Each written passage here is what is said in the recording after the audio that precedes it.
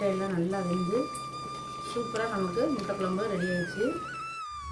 Hi friends, மித்ருது cooking சேனலில் நம்ம இன்றைக்கி முட்டை குழம்பு தான் எப்படி செய்யுதுன்னு பார்க்க போகிறோம். அதுவும் உடச்சி ஊற்றி வைக்கிற முட்டை குழம்பு ரொம்பவே டேஸ்ட் அருமையாக இருக்கும். இப்போ வாங்க வீடியோக்குள்ளே எப்படி செய்கிறதுன்னு பார்க்கலாம். ஃபஸ்ட்டு கடாயை வச்சுட்டேன். கடாய் நல்லா சூடாகிடுச்சு. ஒரு 3 டேபிள் ஸ்பூன் அளவுக்கு எண்ணெய் ஊற்றிக்குவோம். எண்ணெய் நல்லா சூடாகட்டும். எண்ணெய் நல்லா சூடாகிடுச்சு. சோம்பு நம்ம 1 டேபிள் ஸ்பூன் அளவுக்கு சோம்பு சேர்த்துக்குவோம். முட்டை எடுத்துருக்கேன். கூடவே வெங்காயம், தக்காளி, வெள்ளைப்பூடு, கருவேப்பிலை எடுத்துருக்கேன். மசாலா பொருள் மிளகாத்தூள், மல்லித்தூள் எல்லாமே எடுத்தாச்சு. இப்போ சோம்பு நல்லா பொரிஞ்சிருச்சு. இப்போ இந்த ஸ்டேஜில் ஒரு கொத்து கருவேப்பிலையை அது கூட சேர்த்துக்குவோம்.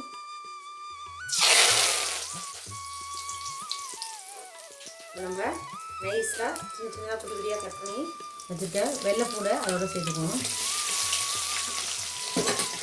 சேர்த்து நல்லா ஒரு செஞ்சுக்கணும். இப்போ வெங்காயத்தையும் அதோட சேர்த்துக்கலாம். வெங்காயம் எல்லாம் சேர்த்துட்டு நல்லா வதக்கிடுவோம்.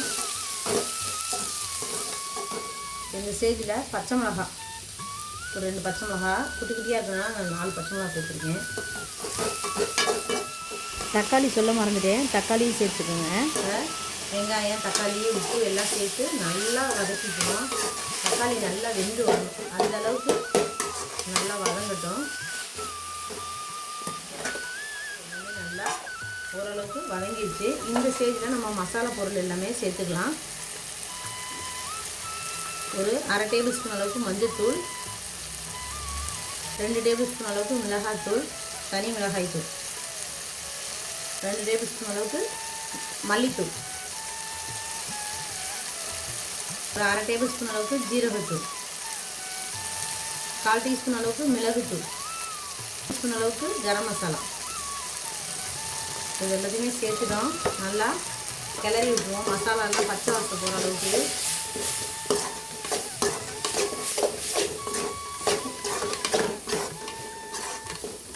இப்போ மசாலா எல்லாமே பச்சை வாசம் போயிடுச்சு. இப்போ குழம்புக்கு தேவையான அளவுக்கு ஒரு 3லேருந்து 4 டம்ளர் அளவுக்கு தண்ணி சேர்த்துக்குவோம்.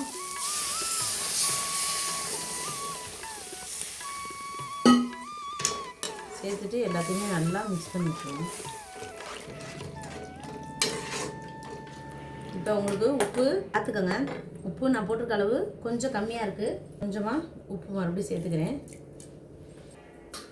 இது நல்லா கொதிச்சு வரட்டும். ஒரு தட்டை போட்டு மூடி வச்சுருவோம். இந்த பக்கம் குழம்பு நல்லா கொதிக்கட்டும். அதுக்குள்ளே நம்ம ஒரு மசாலா ரெடி பண்ணிடுவோம். கொஞ்சமாக ஒரு 4 சில்லு அளவுக்கு தேங்காய் சில்லு எடுத்திருக்கேன். அதை ஒரு மிக்ஸி ஜாரில் போட்டுக்குவோம். கூடவே ஒரு 1/2 டேபிள் ஸ்பூன் அளவுக்கு கசகசா அதையும் அது கூட சேர்த்துக்குவோம். சேர்த்துட்டு இது ரெண்டையும் நல்லா பேஸ்ட்டாக அரைச்சிக்குவோம்.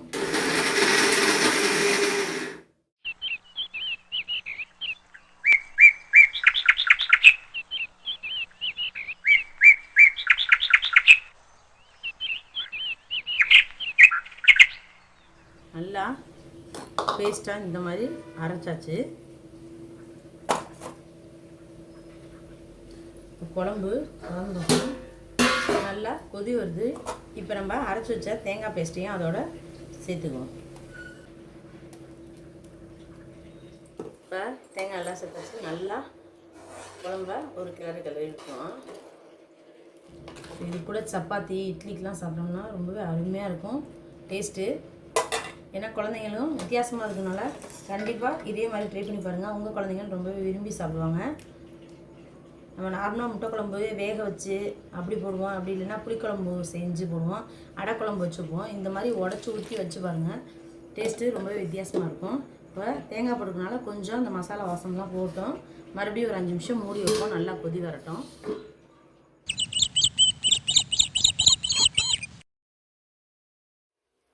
கிட்டத்தட்ட நமக்கு 5 நிமிஷம் ஆயிடுச்சு. குழம்பு நல்லா கொதிச்சிருச்சான்னு பார்ப்போம்.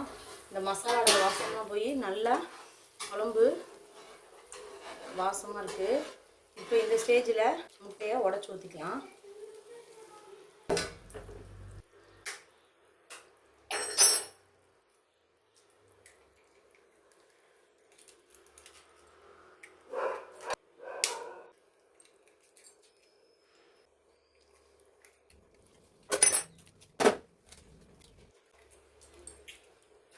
பாருங்கள், முட்டை எல்லாத்தையுமே நல்லா உடச்சி ஊற்றியாச்சு. ஒரு 2 நிமிஷம் நல்லா கொதி வரட்டும். முட்டை லைட்டாக, ஏன்னா கொப்பளிச்சு தெரிக்கும், அதனால் லைட்டாக மூடியை போட்டு மூடி வச்சுக்கணும்.